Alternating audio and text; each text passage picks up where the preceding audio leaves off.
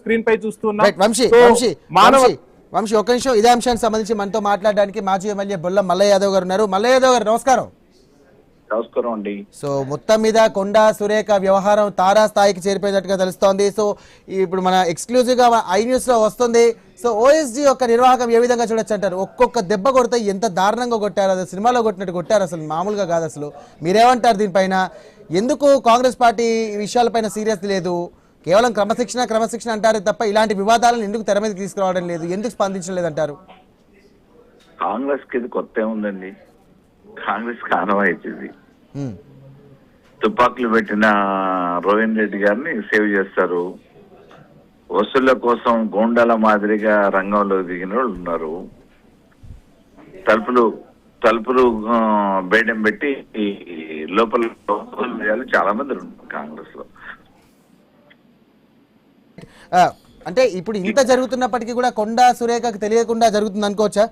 నిజంగా ఆవిడ తెలియకుండానే ఇలాంటి వ్యవహారం జరుగుతుంది అనుకోవచ్చు. ఎందుకంటే ఒక ఓఎస్డీ ఇంత దారుణంగా ఇంత దాష్టికంగా ప్రవర్తిస్తున్నప్పటికీ కూడా ఎందుకు ఆవిడ మౌనంగా ఉందనుకోవచ్చు? ఓఎస్సీ కొండ సురేఖ ఓఎస్సీ ఒక్కటే ఎందుకు వస్తుంది? మామూలుగా ఉన్న కేబినెట్ మంత్రులలో చాలా మంది సగం మంది చేసేటోళ్ళు ఉన్నారు కదా, అట్లా చేసేటోళ్ళు ఉన్నారు కదా. వాచి స్మగ్లింగ్ దాంట్లో పొంగులేటి శ్రీనివాసరెడ్డి కొడుకు ఎయిర్పోర్ట్ లో పట్టుబడ్డాడు. భూ కబ్జాలలో భూములు కాజేయాలని చెప్పేసి ఉన్న ఓనర్లని బెదిరించిన సంఘటన మనం ఎన్నో మల్లయ్య గారు మీరు అన్నది వాస్తవమే. ఇన్ని జరుగుతున్నప్పటికీ కూడా ఎన్నో జరుగుతున్నాయి. బట్ ఒక మనిషిని ఇంత దారుణంగా కాళ్ళు చేతులు విరగ్గొట్టి చేతులకు కుట్లు పడేంత, దవడలు వాచిపోయేంత, కాళ్ళు కమిలిపోయేంత ఇంత దారుణంగా జరుగుతున్నప్పటికీ కూడా జీవశవం, వాడు బతుకున్న శవంలా ఉన్నాడు. నిజంగా చెప్పాలంటే ఇంత దారుణంగా దాడి చేసి ఎందుకు ఆవిడ మౌనంగా ఉన్నారు? ఇంకా తప్పు తెలియకుండా ఏమో అంటారు చూడండి, మన తెలంగాణ సామెత ఒకటి గుర్తొస్తుంది, జీడిగింజ నల్లగా ఉన్నావు అంటే నల్లగున్న నాకేం తక్కువ అన్నట్టు అలాగే ఉంది ఈ వ్యవహారం కూడా.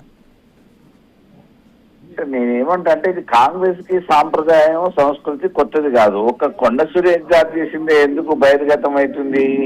రోహిన్ రెడ్డి గారు తుపాకు పెట్టింది ఎందుకు బయటికి రావట్లేదు? తిరుపతి రెడ్డి గారు చేసిన దాస్తికాలు ఎందుకు బయటికి రావట్లేదు? పొంగులేటి శ్రీనివాసరెడ్డి అతని కొడుకు రైతుల్ని ఓనర్స్ ని బెదిరించిన ఎందుకు బయటికి రావట్లేదు? నమస్కారం. నమస్కారం. రైట్, ఇప్పుడే మనకు చార్జ్ షీట్ లో నమోదైన పేర్లు సుమంత్ తో పాటు ప్రశాంత్, అరుణ్ కుమార్ రెడ్డి A3 గా, A4 గా కార్తీక్, A5 గా మహేందర్ రెడ్డి, A6 గా రాము, ఇంకా ఈ లిస్టు పెరుగుతూ ఉంది. ఐ న్యూస్ వరుస కథనాల నేపథ్యంలో పోలీసులు కేసు నమోదు చేశారు. పక్కా ఆధారాలు ఇప్పుడు మనం చూస్తున్నాం. A1 సుమంత్ ఉంటే A2 గా ప్రశాంత్, A3 గా అరుణ్ కుమార్ రెడ్డి, A4 గా కార్తీక్, A5 మహేందర్ రెడ్డి, A6 రాము. అంటే ఒక మాజీ ఓఎస్సీ కింద ఇంతమంది పనిచేస్తూ ఉన్నారు. ఒక రకంగా దందాలకు పాల్పడుతున్నారు. హైదరాబాద్ నడిబొడ్డునున్న జూబ్లీ హిల్స్ లో ఒక డెన్ను ఏర్పాటు చేసుకొని వరుస బెదిరింపులకు పాల్పడుతున్నారు. సో ఎలా చూడొచ్చు, ఏం జరుగుతుంది అనుకోవాలి? అసలు ఇది కాంగ్రెస్ లో కొత్త కాదు. కాంగ్రెస్ వాళ్ళకి ఇది శరామామూలే. అందరి కాడికి దోచుకోవటానికి ఎవరికి వాళ్ళు. కాకపోతే కొండ సురేఖ బయటకు వచ్చింది అంతే. కొండ సురేఖ కాకుండా మామూలుగా ఎవరికి వాళ్ళు, ఎవరి పరిధిలో వాళ్ళు ఉన్న కేబినెట్ మంత్రులందరూ కూడా అదే చేస్తా ఉన్నారు. ఒక కొండ సురేఖ గారికి మాత్రం బయటికి మామూలుగా బహిరంగ ప్రపంచంలోకి వచ్చింది. సరే, దీని వెనక కారణాలు ఏమని ఉండనివ్వండి. కొండ సురేఖ గారితో పాటు ఈ రోజు కేబినెట్ లో ఉన్న మెజారిటీగా కాంగ్రెస్ ఎమ్మెల్యేలు అదే దాస్తికాలకి, దౌర్జన్యాలకి అధికారాన్ని బెదిరిస్తా ఉన్నారు, ఇబ్బందులు చేస్తా ఉన్నారు. రకరకాల సమస్యలు జరుగుతూనే ఉన్నాయి. అవన్నీ వెలుగులోకి రావట్లేదు. అంటే వ్యాపారం చేసే వాళ్ళు ప్రభుత్వానికి ట్యాక్సులు కట్టాలి, కానీ కొంతమంది రాజకీయ నాయకులకు కూడా ట్యాక్స్ కట్టాల్సిన పరిస్థితులు ప్రస్తుతం తెలంగాణలో కనిపిస్తున్నాయా? ఆ ట్యాక్సులు పే చేస్తేనే వాళ్ళు వ్యాపారాలు చేసుకోవాలా? కాంగ్రెస్ లో తప్పకుండా మామూలుగా స్పెషల్ ట్యాక్స్ ఉంది కదా, ప్రధానమంత్రి గారే చెప్పింది కదా RR ట్యాక్స్ అని. మా దగ్గర కూడా యూ ట్యాక్స్ అని ఉంది కదా. మిల్లులు, రైస్ మిల్లులు అన్ని యూ ట్యాక్స్ పే చేస్తూ ఉన్నాయి, Uttam tax. RR tax Revanth రెడ్డికి రాహుల్ గాంధీకి ట్యాక్స్ పే చేస్తున్నారని చెప్పేసి స్వతహాగా ప్రధానమంత్రి గారే అన్నారు. శ్రీనివాస్ రెడ్డి గారిది పీ ట్యాక్స్ నడుస్తూనే ఉంది. కాబట్టి వాళ్ళు కేబినెట్ మంత్రులు తర్వాత ఎమ్మెల్యేలు ఎక్కడికక్కడ అందిన కాడికి దోచుకునే పనులు ఈ రోజు కాంగ్రెస్ నాయకులు ఉన్నారు. రాష్ట్ర ఖజానాని కొల్లగొట్టే ప్రయత్నాలలో ఉన్నారు. కాకపోతే కొంతమంది బయటకు వస్తుండే, కొంతమందికి రావట్లేదు. రైట్. బలమల యాదవ్ గారు, వరుస వివాదాలకు మాజీ మంత్రి మాజీ ఓఎస్డి పాల్పడ్డాడు. రైట్. మేడారం జాతర నిధుల దుర్వినియోగం దగ్గర నుంచి అనేక కేసులు ఎదుర్కొంటున్న పరిస్థితి అయితే స్పష్టంగా కనిపిస్తుంది.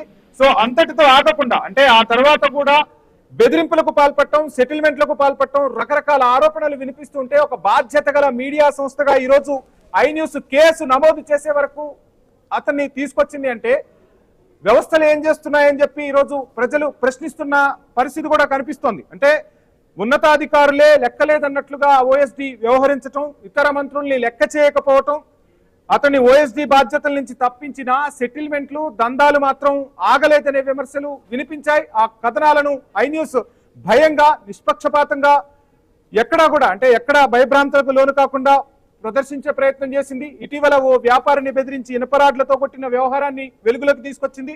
ఇక ఒక వ్యాపారిని బెదిరించి డబ్బులు వసూలు చేశారనే ఆరోపణలే కాదు, ఒక రకమైన వ్యాపారం కాదు, అటు వాళ్ళు ఫార్మా కంపెనీలను సైతం బెదిరించిన ఆరోపణలు గుప్పమన్నాయి. సెటిల్మెంట్ల కోసం హైదరాబాద్ లో నడిబొడ్డున జూబ్లీ హిల్స్ లో ప్రత్యేకంగా ఓ డెన్ను ఏర్పాటు చేసుకున్నారు. అనేక ఆరోపణలు వినిపించాయి. బడాబాబులను అక్కడికి రప్పించుకోవటం, భారీ మొత్తంలో డబ్బులు డిమాండ్ చేయటం, నిరాకరించిన వారిపై దాడులకు పాల్పడే వరకు వెళ్లారంటే వ్యవస్థలు ఏం చేస్తున్నాయి? ఒకవైపు పోలీస్ యంత్రాంగం ఉంటుంది, ఇంటెలిజెన్స్ ఉంటుంది, మంత్రులకు కూడా ఏం చేస్తున్నారు ఏంటి అనేది ప్రభుత్వం దగ్గర కూడా ఏ మంత్రి ఏం చేస్తున్నారు, మంత్రికి సంబంధించిన వ్యవహారాలన్నీ కూడా ప్రభుత్వానికి తెలుస్తాయి. ఎందుకు ఇంత నిష్పక్షపాతంగా ఒక మీడియా బయటకు తీసుకొచ్చే వరకు కూడా ఈ వ్యవస్థలన్నీ ఏం చేస్తున్నాయి అనేది ఈ రోజు ప్రజల్లో జరుగుతున్న చర్చ. రీసెంట్ గా జూబ్లీ హిల్స్ లో ఆ డెన్ కి ఏదైతే ఇందాక మనం మాట్లాడుకున్నామో ఆ డెన్ కి పిలిపించి ఏకంగా 10 కోట్లు ఇవ్వాలని డిమాండ్ చేయటం. అంటే వ్యాపారాలు చేసే వాళ్ళు ప్రభుత్వాలకు ట్యాక్సులు కడతారు, కానీ ప్రభుత్వంలో ఉన్న మంత్రులకు కూడా ట్యాక్సులు కట్టాలనే విధానం ఎక్కడి నుంచి వచ్చిందంటూ ఈరోజు ప్రజలు ప్రశ్నిస్తూ ఉన్నారు. ఐ న్యూస్ వరుస కథనాలతో పోలీసు యంత్రాంగం అతనిపై కేసు నమోదు చేసింది. ఒక్కరు అనుకుంటే ఒక్కరు కాదు, తీగలాగితే డొంక కదిలిందా అన్నట్టుగా వరుస ఎఫ్ఐఆర్లు నమోదవుతున్నాయి. ఆ ఛార్జ్ షీట్ లో A1 గా సుమంత్, A2 గా ప్రశాంత్, A3 గా అరుణ్ కుమార్ రెడ్డి, A4 గా కార్తీక్, A5 గా మహేందర్ రెడ్డి, A6 గా రాముని చేర్చారు. బిఎన్ఎస్ సెక్షన్ 109 కింద హత్యాయత్నం, అటెంప్ట్ టు మర్డర్ కేసు నమోదు చేశారు. ఎవరైనా వ్యక్తి హత్య చేయాలనే ఉద్దేశంతో మరణానికి కారణమయ్యే చర్య చేస్తే ఈ సెక్షన్ వర్తిస్తుంది.